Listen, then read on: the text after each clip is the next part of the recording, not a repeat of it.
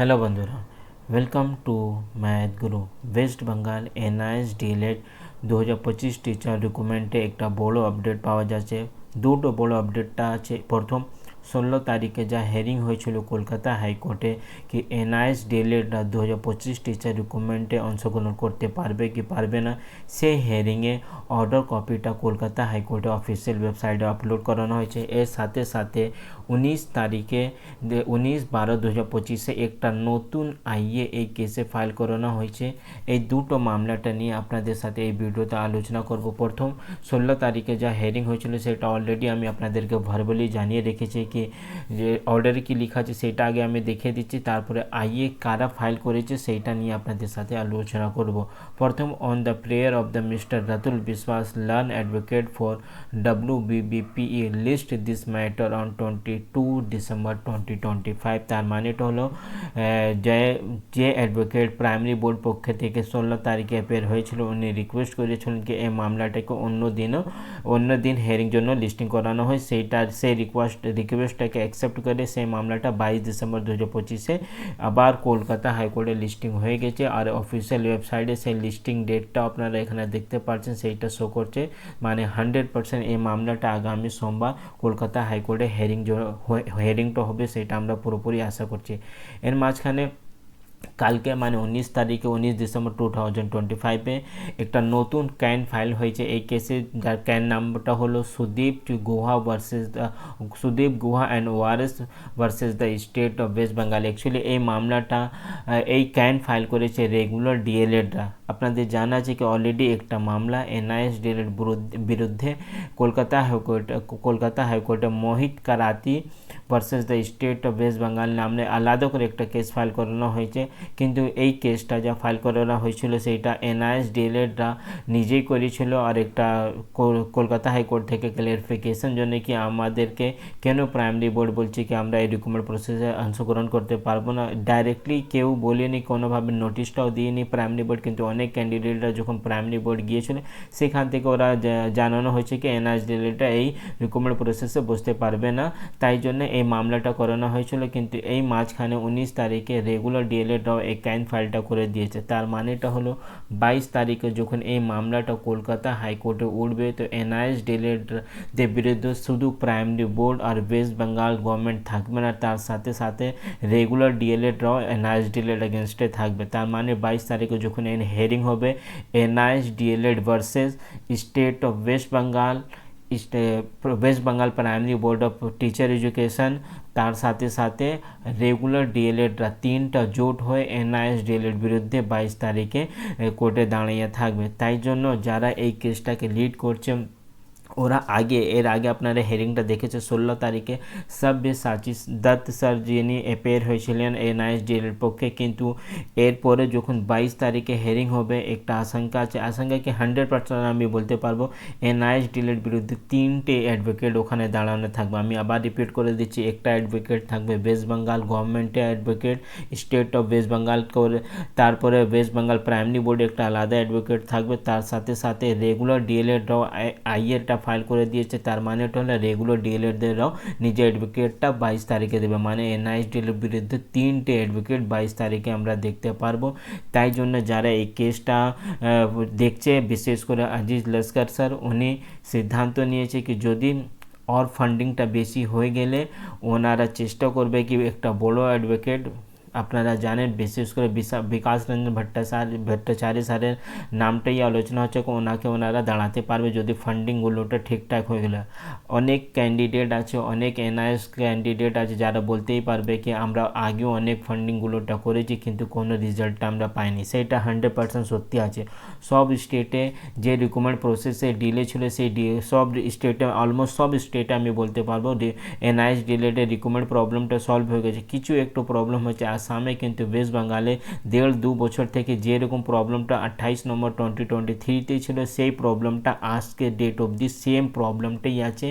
NIS ডিলেটা West বেঙ্গলে কোনোভাবে supreme court 28 নম্বর 2023 পরে কোনো একটা ক্যান্ডিডেটও চাকরি পায়নি, এইটা সত্যি, আমি এইটাকে ডিনাই করব না। কিন্তু এইটাও কিন্তু আমাদেরকে অ্যাকসেপ্ট করতে হবে অ্যাট প্রেজেন্ট 2025 টিচার রিক্রুটমেন্টে অংশগ্রহণ করার জন্য একটাই লিডার কাজ করছে, সেইটা হলো আজিজ লস্কর স্যার। উনি পুরো চেষ্টা করছে। আমি মানে এইটা বলবো না কি আগে আপনারা ফান্ডিং দিয়েছে, সে ফান্ডিংটা কী হলো সেটা আমার নিজেই জানা নেই আমি যদি সত্যি বলি, কিন্তু এটা আমি পুরো আশাবাদী আছি আর আমি এটা দায়িত্ব নিতে বলতে পারি। At present NIS DElEd 2025 teacher রিক্রুটমেন্টে যে লিডারটা ফাইট করছে, টিচার আপনাদের প্রাইমারি বোর্ড হোক, ওয়েস্ট বেঙ্গল গভর্নমেন্ট হোক, তার সাথে সাথে রেগুলার ডিএলএড সাথে ওরা একটাই লিডার আছে, সেটা হলো আজিজ লস্কর স্যার। তো এর আগে আপনারা অনেক ফান্ডিং করেছেন, অনেক আপনারা এনআইএস ডিএলএডদেরকে সাপোর্ট করেছেন, হাইকোর্ট থেকে সুপ্রিম কোর্ট থেকে আবার হাইকোর্ট অবধি আপনাদের যা হেল্প ছিল সেই হেল্পটা ছাড়া এই এনআইএস ডিএলএড অ্যাট প্রেজেন্ট যেমনি ভ্যালিড হয়ে গেছে অন্য রাজ্যে, সেইটা হতো না যদি আপনাদের হেল্প হতো না, মানে বিশেষ করে ফান্ডিংটা যা আপনারা করেছেন। কিন্তু এই লাস্ট আমি একটা রিকোয়েস্ট করবো কি যদি আপনারা ভাবছেন কি আমরা 2025 টিচার রিক্রুটমেন্টে অংশগ্রহণ করব, তো আপনাদেরকে একটাই রিকোয়েস্ট আছে, এই লাস্ট টাইম আপনারা একটু ফান্ডিং করে দিন। শুধু 2025 টিচার রিক্রুটমেন্ট যারা অংশগ্রহণ করে তাদেরকে বলছি না, যারা 2022 অলরেডি রিক্রুটমেন্ট প্রসেসে পার্টিসিপেট করে রেখেছে তাদেরকে বলা হচ্ছে। আর যারা 2026 যা আপার প্রাইমারি টিচার রিক্রুটমেন্টের জন্য যা নতুন নোটিফিকেশানটা আসবে, তাই সেই সময় এনআইএস ডিএলএডদের যদি আজকে এই সমস্যাটা সমাধান হয়ে গেলে এনআইএস ডিএলএডদের 2026 আপার প্রাইমারিটা ফর্ম ফিল আপ করতে পারবে। তার মানেটা হলো যারা অ্যাট প্রেজেন্ট টেট পাস করেনি তারা 2026 আপার প্রাইমারিতে সুযোগ পেতে পারে। আমি আবার রিপিট করে দিচ্ছি, এখানে অ্যাট প্রেজেন্ট আমি বলছি, এর আগে কি হয়েছে আমার নিজে জানেনি, কারণ যখন আমি এনআইএস ডিএলএড নিয়ে ভিডিও করেছিলাম সেটা একটা ওভারঅল সিনারিও নিয়ে আমি ভিডিওটা করতাম, কিন্তু অ্যাট প্রেজেন্ট শুধু ওয়েস্ট বেঙ্গলে যা মামলাটা পুরোপুরি ফেসে আছে তাই জন্য এই ভিডিওটা করানো হচ্ছে, আপনাদেরকে রিকোয়েস্ট করানো হচ্ছে। এইটা হলো কিউআর কোড, এই কিউআর কোডটা দুটো কিউআর কোড আছে, সেই দুটোর মধ্যে কোনো একটা কিউআর কোডে আপনারা ফান্ডিংটা করতে পারেন। এই কিউআর কোডে যা ইমেজটা আছে আমি নিজের টেলিগ্রাম চ্যানেলে শেয়ার করে দিচ্ছি, আর এই টেলিগ্রাম লিঙ্কটা ডিসক্রিপশনে দিয়ে দিচ্ছি, সেখান থেকে আপনারা একটু চেষ্টা করুন। সবাইকে বলা হচ্ছে আপনারা ম্যাক্সিমাম পসিবিলিটি আছে কি সোমবার মানে মানডে যদি বোর্ড আর ওয়েস্ট বেঙ্গল গভর্নমেন্ট কোনোভাবে বাধা না দিলে আমাদের একটা হেয়ারিং মধ্যে এই সমস্যাটা সমাধান হয়ে যাবে। আমি এইটা বলছি না কি পুরোপুরি সমস্যাটা সমাধান হয়ে যাবে, কিন্তু অ্যাটলিস্ট এইটা 100% শিওর হয়ে যাবে কি আমরা বিশেষ করে এনআইএস ডিএলএডটা 2025 অংশগ্রহণ করতে পারবে কি পারবে না। ম্যাক্সিমাম পসিবিলিটি আছে কি এনআইএস ডিএলএডটা অংশগ্রহণ করতে পারবে, শুধু কোর্ট থেকে আমাদেরকে একটা রাইটে নিয়ে আসতে হবে। এই পুরো ইমেজটা আমি টেলিগ্রাম লিঙ্কে শেয়ার করে দিচ্ছি। এখানে যা রেগুলার ডিএলএড মেন গ্রাউন্ডটা যা আছে সেইটা হলো টেট পাস, যারা 2017 সালে আগে টেট পাস করেছে তারাই ওদের মানে ওদের যা একটা আমি দেখেছি আপনাদের কোর্ট ফাইলটা, সেখানে ওদেরকে এইটাই দাবি আছে যারা 2017 সালে আগে টেট পাস করানো আছে তাদেরকে শুধু সুযোগটা দেওয়া হোক, আর যারা 2017 সালে পরে টেট পাস করেছে সেইটা তারা কোনোভাবে ইন্টারভিউতে বসতে পারবে না, কারণ এনসিটি আর আরটি অ্যাক্টে সেই পয়েন্টগুলোটা উল্লেখ আছে। কিন্তু কিছু 2-3টে পয়েন্ট আমি আপনাদেরকে ক্লিয়ার করে দিচ্ছি। যেমনি 2017 আগে আমাদের রাজ্যে 2014 সালে শুধু একমাত্র একটাই টেট পরীক্ষা হয়েছিল, সেইটা 2014 সালে। তো অনেক এমনি এনআইএস ডিএলএড ক্যান্ডিডেট আছে যারা 2016 সালে জয়েনিং করেছে, 2017 সালে জয়েনিং করেছে, 2015 সালে জয়েনিং করেছে, তারা কীভাবে এই টেট পরীক্ষাটা পাস করতে পারবে। এনসিটিআরটি একটা নিয়ম আছে, রুল আছে, সেটা আমি বুঝতে পেরেছি। এইটা হলো প্রথম কাউন্টার। সেকেন্ড কাউন্টারটা হলো সুপ্রিম কোর্ট और Bombay high court already TET related একটা জাজমেন্ট এনআইএস ডিএলএড আমি বলবো না, কিন্তু একটা ওভারঅল টেট রিলেটেড যা ম্যাটার করানো হয়েছিল সুপ্রিম কোর্ট আর বম্বে হাইকোর্টে, সেখান থেকে TET relaxation already supreme court দিয়েছে। তাহলে আমাদের পক্ষে মানে এনআইএস ডিএলএড পক্ষে অনেক ডকুমেন্ট আছে যেটা আমরা কাউন্টারটা করতে পারবো, কিন্তু সেখানে ঠিকঠাক করে অ্যাডভোকেটকে আমাদেরকে দাঁড়াতে হবে। আগে যা সিদ্ধান্ত নেওয়া হয়েছিল কি সব্যসাচী দাতি এই পুরো মামলাটাকে দেখবে, আর আমরা যারা এই মামলাটা দেখছে বিশেষ করে আজিজ লস্কর স্যার উনি পুরো স্যাটিসফাই ছিল কি শুধুমাত্র আমাদের বিরুদ্ধে West Bengal government primary board আছে, তো খুব বেশি আমাদেরকে প্রবলেম হবে না, কারণ ম্যাক্সিমাম যা এভিডেন্সটা আমি আপনাদেরকে এভিডেন্সটা দেখিয়ে দিতে পারতাম, কিন্তু এখানে কারণটা সোমবারই হিয়ারিং আছে তাই জন্য এখানে আমি সেই এভিডেন্সগুলোটা আপনাদেরকে দেখাচ্ছি না, কারণ এইটা একটা ওপেন প্ল্যাটফর্ম আছে, অনেক কেউ এই ভিডিওটা দেখে এনআইএস ডিএলএড শুধু ভিডিওটা দেখে না, অনেক এমনি রেগুলার ক্যান্ডিডেটরাও ভিডিওটা দেখে, তাই জন্য সেই এভিডেন্সগুলোটা আমি রিভিল করছি না। কিন্তু অ্যাট প্রেজেন্ট একটা সব্যসাচী অ্যাডভোকেট উনি থাকবেন, ওনার উপর আমাদের পুরো ভরসা আছে, উনি একটা সুপার সিনিয়র অ্যাডভোকেট আছে, কিন্তু যখন আমাদের বিরুদ্ধে 3টে অ্যাডভোকেট দাঁড়াবে তাহলে সেইটাকে কাউন্টার করানোর জন্য আমাদেরকেও একটু ব্যালেন্স করতে হবে, তাই জন্য এই রিকোয়েস্ট করা হচ্ছে।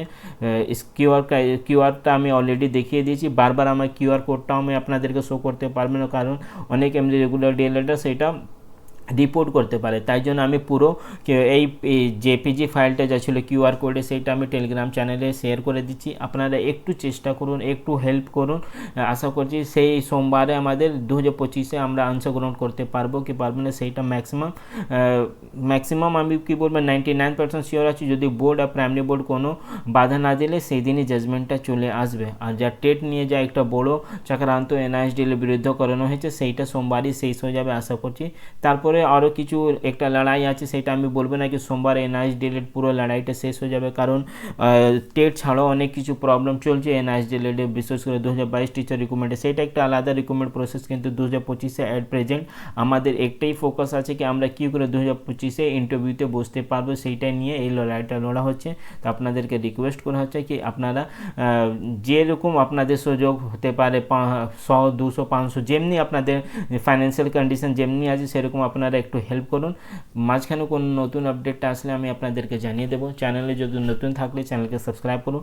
টেলিগ্রাম চ্যানেলে সবাই অ্যাড হয়ে যান, কারণ ম্যাক্সিমাম যা আপডেটগুলোটা যা ছোটো ছোটো আপডেটটা আমি টেলিগ্রাম চ্যানেল দিয়ে দিচ্ছি, কারণ প্রত্যেক আপডেট জন্য আমি ইউটিউবে ভিডিও করতে পারবো না। তো আপনারা টেলিগ্রাম চ্যানেলে অ্যাড হয়ে যান, আর সেখান থেকে আপনারা কিউআর কোডটা ইউজ করে আপনারা যদি কোনো হেল্প করতে চান এই কেসে তো আপনারা হেল্প করতে পারেন। এর সাথে সাথে এই কিউআর কোড এখানে নিচে ম্যাক্সিমাম লিডারদের এখানে নাম্বারটাও আছে, যদি আপনাদের কোনো কোয়ারি থাকলে আপনারা সেই নাম্বারে ফোন করে জিজ্ঞেসটাও করতে পারবেন। মাঝখানে আর কোনো নতুন আপডেটটা আসলে আমি আপনাদেরকে জানিয়ে দেবো। চ্যানেলে নতুন থাকলে চ্যানেলকে সাবস্ক্রাইব করুন। Thank you.